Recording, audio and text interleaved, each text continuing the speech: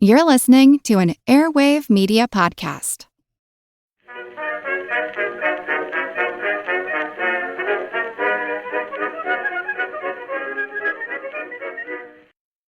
Hello everyone and welcome to History of the Second World War, Episode 138, The Soviet Union, Part 8, The Great Purges. This week, a big thank you goes out to SOMBB1, Mike, Zachary, and Gloria for choosing to support the podcast by becoming members. You can find out more over at historyofthesecondworldwar.com/members. I would also like to thank Matthew for the donation this week. We are now back to what will be the final episode of this series on the internal political developments in the Soviet Union during the 1930s, but it's an important one. This episode will cover the political purges that would occur in the second half of the 1930s, as Stalin would, for lack of a better phrase, clean house. These actions are referred to as the Great Purge, or the Great Terror, and it would see thousands of individuals imprisoned or executed, ranging from previously high-placed communist leaders all the way down to normal people. Targets for these purges would also be found in the Soviet military, with those individuals deserving their own episode due to the importance of the military purges to the story of the Second World War. So we'll cover all the military purges in episode 139 next week. The general basis for all of the actions that would take place during the purges was the idea that there was a great conspiracy, which had the goal of overthrowing the Soviet leaders and the communist system. As have been talking about many times up to this point, they were cast as manifest threats to communism and to the Soviet Union. When cast in this light, all of the actions of those who were purged were escalated to treason, and the punishment was frequently execution. The conduit for the actions of the purges would be the NKVD, or the People's Commissariat for Internal Affairs, with the NKVD's actions during the purges making them one of the most feared groups within the Soviet Union. While the purges would begin later in the 1930s, one of the important steps on the way to the purge would be the Ryutin affair, which was named after Martin Ryutin, a Moscow party official during the early 1930s. In March 1932, Ryutin would publish a document titled Stalin and the Crisis of the Proletarian Dictatorship, and it discussed at length the problems that Stalin was causing and that he had to be dealt with personally if the revolution was to continue. Here's a small quote. Quote, "The elimination of Stalin and his clique via the normal democratic means guaranteed by the rules of the party and the Soviet Constitution is completely impossible. The party has two choices: to continue meekly to endure the mockery of Leninism, terror, and to wait calmly for the final collapse of the proletarian dictatorship, or to eliminate this clique by force and save the cause of communism." End quote. As you can see, the document was not pulling any punches, and it was 194 pages in length, so it had a lot of punches to throw. A copy of this document made its way into Stalin's hands, and he was, believe it or not exactly thrilled with its contents. But the document itself would not precipitate the purges, but it would be used as a key piece of evidence in almost all of the major public show trials of the purge years. It would be called a treasonous document, and those who could be associated with it in any way were tried and convicted of that treason. To be fair to Stalin and his supporters, it was a treasonous document if you considered action against Stalin to be treason. It called for Stalin to be physically removed. Violence would be necessary. But, and this was the key point of many moments in many actions between the revolution and the purges, both sides felt that they were protecting the revolution, and so that violence was necessary. Stalin, at least publicly, proclaimed and built support around the idea that he was protecting the revolution, protecting communism from the treasonous right deviationists, the fascists, and the capitalists. The Ryutin text and those that opposed Stalin believed that his policies had strayed from the path of communism and towards the things that Stalin himself claimed to be defending against. It just so happened that Stalin was better at consolidating and using power, which allowed him to consolidate his power during the late 1920s, and then in the late 1930s, he would use that power to begin an outburst of violence against those he claimed were threats to the revolution. While the Ryutin text would be a foundational text used to facilitate the actions of the purges, the moment that would begin the purges would not occur until December 1st, 1934, when Sergei Kirov was killed. Kirov had been a close associate of Stalin and had been used as Stalin's guy in Leningrad, who had taken over the Leningrad party apparatus to push Zinoviev out of his position of power in Leningrad. Over the years that he was in charge of the Leningrad party, Kirov would be a generally popular party leader. He's even known to have refused a few of Stalin's orders from time to time, which is somewhat remarkable due to how that ended up for many people. But there's no real evidence that he was anything other than a loyal follower of Stalin. Although rumors of him being an anti-Stalin conspirator do linger out there, there's not a lot of proof of that. But then he was killed, and how his death was discussed made his death very important. It was a great display of Stalin and his supporters taking a kind of an unrelated event and expertly spinning it to their needs. The man who would murder Kirov would be Leonid Nikolov, a former member of the party who had been expelled. Beyond his name and his history with the party, things get fuzzy, because there are a lot of different theories and stories told about why Nikolov killed Kirov. What is known is that he would kill Kirov at the Smolny Institute, walking up to him and shooting him with a pistol. Kirov would die, and Nikolov would be executed for his actions on December 29th. And that is, in many ways, where the firm information about the assassination ends. After Kirov's murder, the Soviet leaders would claim that Nikolov was working with the anti-Stalin opposition, probably with Zinoviev and his followers, in an attempt to bring back the old Leningrad party leaders. He would be called by the newspapers, quote, the treacherous hand of an enemy of the working class. Other theories are that he was instead actually acting on orders or influenced by party leadership, under the theory that they were sacrificing Kirov to manufacture an excuse for the purges that would follow. There would be commissions set up in the post-Stalin era, Khrushchev and Gorbachev sort of eras, to investigate the Kirov murder more closely. The conclusion that these investigations came to was that there was no evidence that Nikolov was involved in any way with anti-Stalin opposition groups, and that whatever evidence for this connection that existed was manufactured after the fact. But equally, there was not a lot of hard evidence that Nikolov was acting on the instructions of Stalin or the party leaders. I quite like this quote from Stalin, A New Biography of a Dictator, on why the idea that Nikolov was working directly for Stalin is such an appealing idea. Quote, the idea that Stalin was behind Kirov's murder has all of the hallmarks of a conspiracy theory. Such theories tend to rest on the idea that if an event benefits some sinister person, he must have brought it about. They tend to deny the possibility of random occurrences and ignore the fact that chance events happen all the time, end quote. I like that quote, and I basically completely agree with it. The discussions about the motivations for Kirov's murder really remind me something of like the accusations made about the causes of the Reichstag fire. In both cases, I'm personally inclined towards the simplest answer, that the perpetrator, in this case Nikolov, was merely an individual driven by his own desires whose actions were capitalized on by a group in power for their own purposes. Also, as with the Reichstag fire, after December 1st, 1934, the exact truth of why Kirov was killed didn't really matter at all. All that mattered was that it could be used as an excuse for the actions that were taken over the following years during the Purges. Placing the blame on the former opposition leaders very quickly allowed events to transition from simple blame to criminal charges.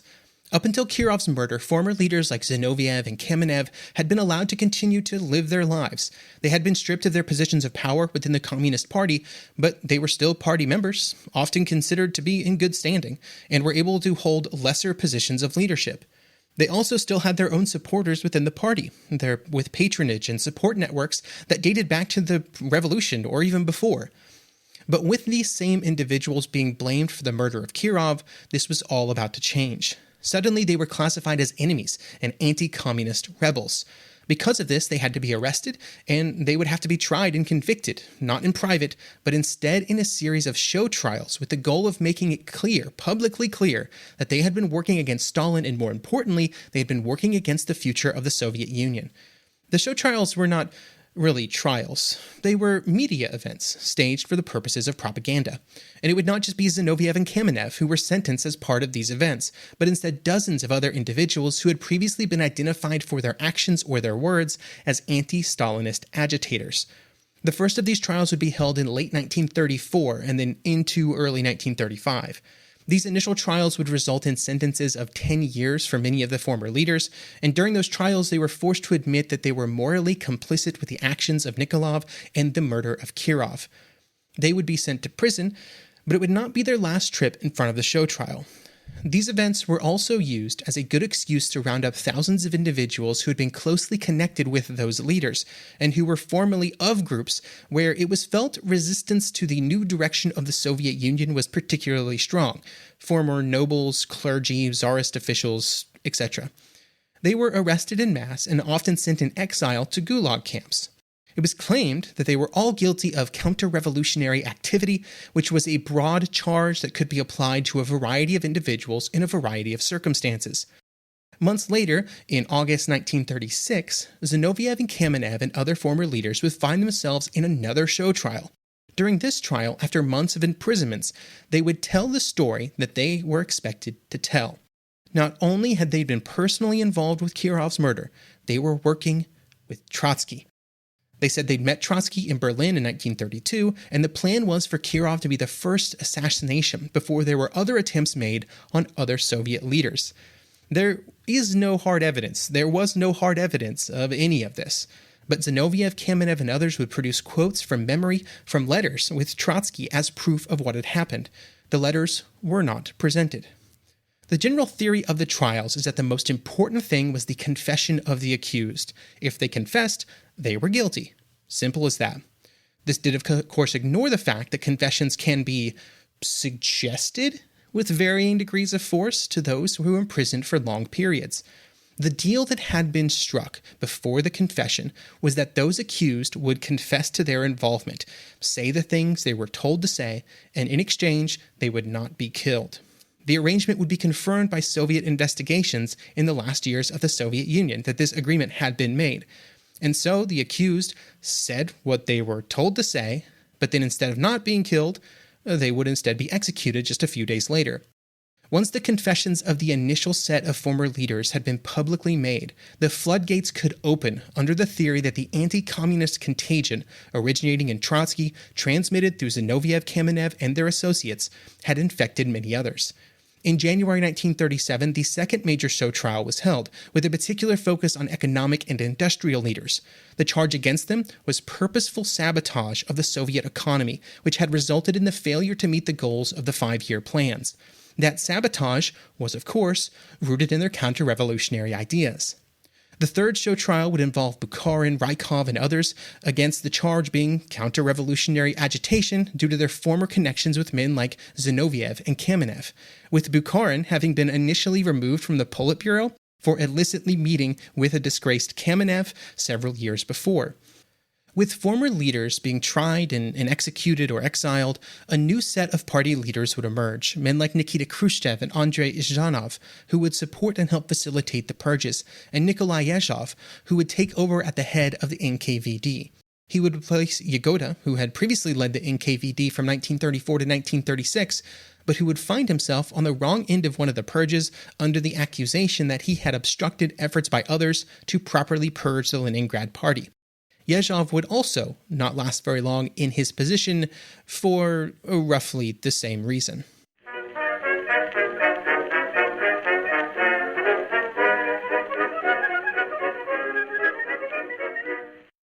Now for just $1.99, enjoy the Sonic Quarter Pound Double Cheeseburger. Because we value just as much as we value tasty burgers, we decided to shrink the price of this melty fan favorite.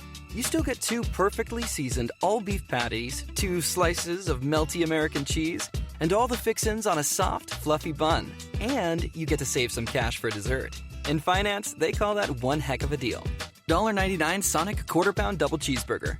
Limited time only at participating Sonic drive-ins.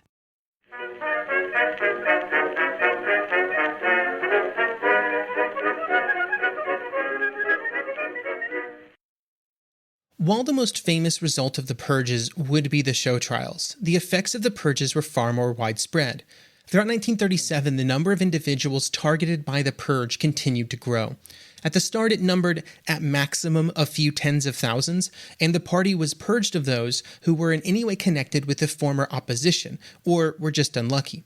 But in August 1937, the number of those who were targeted greatly expanded outside of just party officials, transitioning a party purge into what is often called the Great Terror.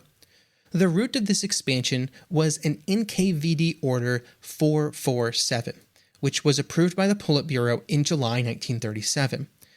It introduced new target lists and placed expectations on different regions to find and convict a certain number of individuals to be either killed or imprisoned. The list of targets included the kulaks, with the expanded definition of what that meant, along with whole groups of individuals who had done certain things in the pre-revolutionary years. Former Tsarist officials, former members of the white groups from the Civil War, former communists or Bolsheviks who had fallen out of favor for criticizing the actions of Stalin's and other leaders, people who were already imprisoned for previous activities, even those that had been formerly released. You could also be targeted based simply on your ethnicity, with many ethnic groups being targeted: Poles, Germans, Romanians, Latvians, Estonians, Finns, Greeks, Afghans, Iranians, Chinese, Bulgarians, Macedonians, and other groups. Regardless of why a specific individual found themselves as a target of the purge, the accusation was largely the same, being an anti-Soviet and counter-revolutionary threat. The exact number of individuals who were arrested during the first year of the purge is unknown, but the best number may be around 1.6 million people and 700,000 executed. I would just caution by saying you can find a wide variance on these numbers, but those two numbers kind of are in the middle of what you'll find out there. And it also continued, though at a lesser scale, throughout late 1938 and into early 1939. Throughout this entire time period, it can be difficult to fully know what an average individual living in the Soviet Union thought about what was happening. But it's worth noting that there were many accounts from this time period that show that many individuals did really believe that those who were being arrested, even those that they might know, were guilty of being enemies of the revolution and actively working against the Soviet Union.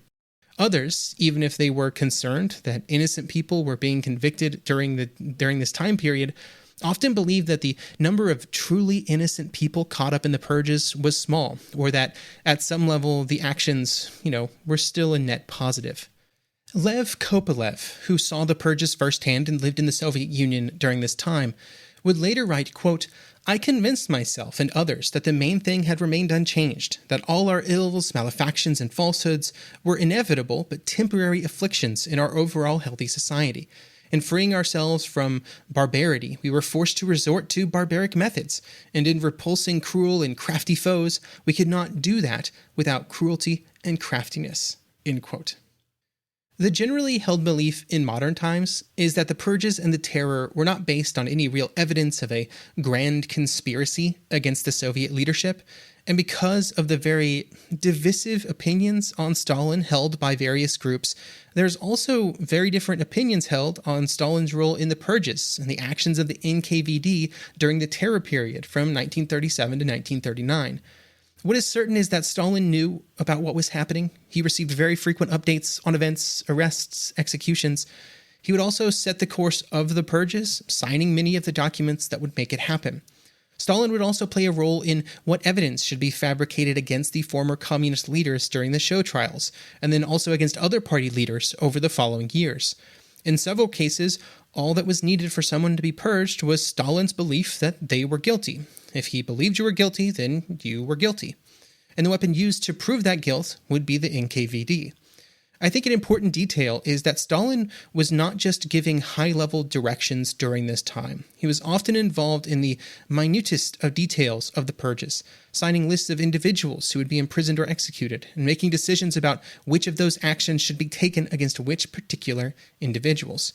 But also, he was not involved in every single decision. There were so many lists, so many groups targeted by others in the party leadership or by local party officials. In those cases, Stalin set the stage, and those who supported him sort of ran with his intentions. The person who ran with those intentions the most was Yezhov, who would be even more involved in the exact details of how the purge was executed.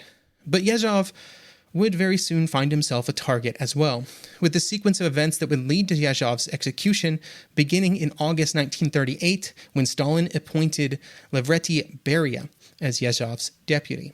In October, those loyal to Yezhov were arrested, and they were forced to confess that Yezhov was leading a counter-revolutionary group within the NKVD. Yezhov would then be arrested and executed, just like Yagoda before him. No one but Stalin was truly safe from the Purges. It's kind of the lesson from Yezhov here. And that included the Red Army, who would find itself a target of particular focus during the Purges, which we will cover next episode.